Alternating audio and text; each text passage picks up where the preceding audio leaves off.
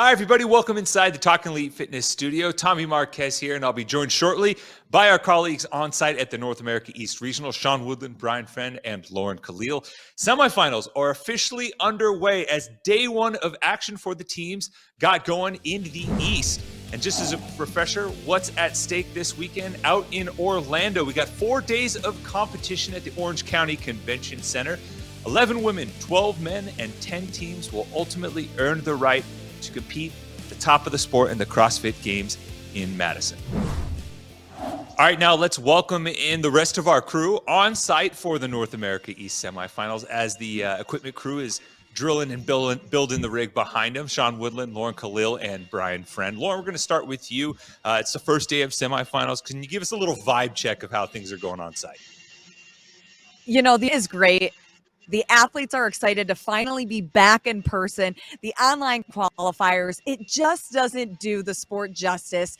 The same as getting on the floor. Athletes were saying with the lanes next to them, they have to be that much louder when they're communicating with their teammates. And it's just really strong energy so far. You have parents, family members, teammates all shouting and cheering. It just makes us excited to get back to in person. I think everyone is excited to finally see some live competition. And speaking of that, Sean, I know you're probably pretty pumped to actually get to call some of this live action, after a little bit of a break. It's been nice to be back out there watching live competition, like Lauren said. I know I'm probably as excited as the athletes. I think the tests today, from a fan standpoint and a broadcast standpoint, were relatively easy to follow. There were some things with that first test with the switching on the machines and the double unders and the sandbag carry that were a little confusing if you tried to pay too much attention to it, but really all you needed to worry about was whose worm was the farthest down the floor. And we saw some great finishes with that first test, and also with test number 2 coming down to the wire for some of the heats. And I know we're going to get into that here in a little bit, but yeah, it was good to talk about live competition again for sure. It was certainly good to hear you guys back on the stream alongside Adrian Conway and Chase Ingram. And Brian, we had 2 tests today. We've done a bunch of deliberating about these tests on paper, but what were your initial thoughts about how they played out in real time? Yeah, both team tests 1 and 2 were really back third tests. They were in the longer time domains, 20 to 25 minutes for most of the teams in test 1, and then a 15-minute AMRAP in test 2. So everyone's out there the whole time, but the big winners were the ones that were able to make a push at the end of the workout in both cases today. And I think that that's probably not a mistake, just knowing what I do about Adrian Bosman. Yeah, some exciting tests to kick things off on day one. We're going to get you caught up on some of the results now as we take a look at the top finishers and the workout that we started the weekend in test number 1. Teams had a ton of work ahead of them. And in heat number 3, we had ourselves a battle between AB CrossFit and the crew from Move Fast, Lift Heavy 24/7, 2 games caliber teams battling it out to set the top time early. And as the heat wore on, Move Fast, Lift Heavy was able to move towards the front, beat the time to beat, and put a good score on the board for some of these teams coming later on, including Proven Fitness, everyone's favorite coming into the weekend. They weren't in the lead early on, but they were able to pull in on the back half, as Brian said, and by the time they got to the final set of worm, clean, and jerks, they were all alone, earning 100 points and after caught up with Lauren Kalil. It's a real-life stress test. Yeah, I think being on the floor is always a little more nerves, and just like you're just bound to go faster than you do in training. Like, even we trained like 2 rounds almost exactly like this, and our splits were slower, so you're just pushing a little harder and just hanging on for dear life at the end. 80 bodies on that floor, it's a lot more hectic. Yeah, oh yeah. And it certainly was hectic in that first test, but Sean, kind of looking at how it played out, a lot was on the line by the time a lot of these teams got to that final worm set of clean and jerks. I need to echo what Brian said. I think a lot of this is by design. There's nothing better than seeing an event come down, a test come down to the final movement, and I think we saw that in both tests today, and specifically in test number 1. I think a lot of teams underestimated the effect that sandbag hold was going to have on them when they got to the worm. You showed some highlights from Move Fast, Lift Heavy, and AB CrossFit Mayhem. AB CrossFit Mayhem was looking at a test win possibly.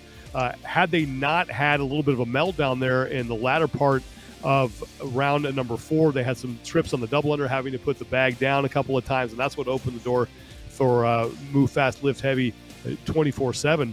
But it was fun to see that play out. We even saw that in heat number 1. Grandview with a very big lead going into the 4th round. They lose that. They had almost a 40-second lead and wind up finishing, I think, outside the top 5 in their heat in that test, and they crumbled on the final set of worm clean and jerk. So a lot of teams I don't think were ready for the fatigue that they were going to have to manage going into that final set of clean and jerks.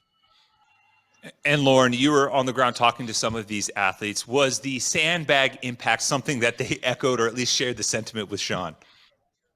Oh, yeah. And you could tell just by watching some of the athletes, the way that their spines were breaking and the amount of times that they needed to rest holding onto the sandbag. I caught up with Tim Poulsen afterwards, and he said, quote, "I felt my intestines break because of the way that he was arching his back. He came to the back behind the curtain after the event, and he was kind of hunched over trying to adjust everything. And he said that he was so surprised on how the form really crippled. But as you watch some of the athletes, it significantly impacted later on as you watch the worm be easier in the earlier rounds, and there were changes of first, second, and third place as we got into the later half of the event. Well, any impact from the sandbag didn't give them much time to recover because there was no rest for the weary as they had to reload for team test number 2, a nasty little couplet of some thrusters and some muscle ups. And just like we saw in the first event, we had a 2-horse race in heat number 3 between the crew from AB CrossFit and Move Fast Lift Heavy. And Brian, I think it just speaks to the team competition as well, that we got to see some really strong times coming from heat number 3. Yeah, and even though AB CrossFit wasn't a top 10 team coming out of quarterfinals, we know they were 4th place at the MAC last year. They were 23rd place at the games, and they're bringing back the same 4 athletes. I think a lot of people were sleeping on them last year, and I got to be honest, I was sleeping on them a little bit against this deep field this year. But through day 1, they showed that they belong in the mix no matter how good the competition is. They put up a top time of 269. It's what Proven Fitness would have to chase in the final heat. Proven was basically by themselves the entire way, looking like they might actually push for that top score overall. But during the final set, we saw Andrea Nisler and Tim Paulson break on both the muscle-ups and the thrusters, and they would have to settle for 3rd place overall in the event, giving AB CrossFit the win from an earlier heat. Now, Brian, talking about the depth of the team competition as a whole, we mentioned that there were so many top teams from quarterfinals. Did anything that happened on day 1 change your mind, or just further prove how deep this East field is? I think it's got to be the latter. I mean, I think there were good times even in the early heats and good scores in the second test, which was, of course, for reps. We know that there's teams like Proven out there. Mayhem Independence is flirting towards the top of the leaderboard. But when you have, not just 1, but 2 teams winning an event or having the top 2 scores coming out of a heat that's not the final one, I think that what that really just says is, as good as the quarterfinals tests were, when you have this many good teams and so few tests in a competition, execution is massive. And here in the live setting, that teamwork, drawing on experience, knowing each other in the field of play, and at least through day 1, we've seen the teams with experience that are rising to the top. Consistency is certainly key in the team competition, as Brian astutely mentioned. 4 members returning for AB CrossFit as they currently sit in 3rd overall unofficially after day number 1. Looking forward to day number 2 now at North America East. Here is what is in store as we look at the schedule. Team event 3 is going to kick things off. Then the individuals will get things underway. Individual women first, followed by the men. Then we'll reload for test number 4 to close things out for the teams. And then the individuals will close things off for test number 2. But they won't be the only semifinal underway tomorrow. Africa will kick things off. And here is the schedule for them. They will have test number 1 for the teams and then individuals. And then they will reload for test number 2 for both. So the order will go teams, individual women, and men throughout the day. Before we close things out, I want to get one more quick thought from everyone as we have a full semifinal slate tomorrow with individuals and teams on 2 different continents. Guys, what are you looking forward to most on day number 2? Sean, we'll start with you. I'm looking forward to watching Jeffrey Adler in live competition. We got the chance to talk to him earlier in the season, and he and his coach, Carolyn Lambre, talked about changing his training to focus, not to just get him to the games and do well, but now to get him onto the podium. He's done extremely well in these first 2 stages of competition. Now I want to see what he looks like live. And is it going to be noticeable he's going to have, Roman Krennikov to chase. Roman, of course, is a favorite to be one of the men vying for that top spot on the podium when things are all said and done, only here at the East semifinal, but also at the CrossFit Games. And I'm really looking forward to seeing a preview of the matchup between the two of them over these next couple of days that we're probably going to see play out in Madison, Wisconsin when we finally get there. And Brian, we'll go to you next. What do you got your eye on coming tomorrow?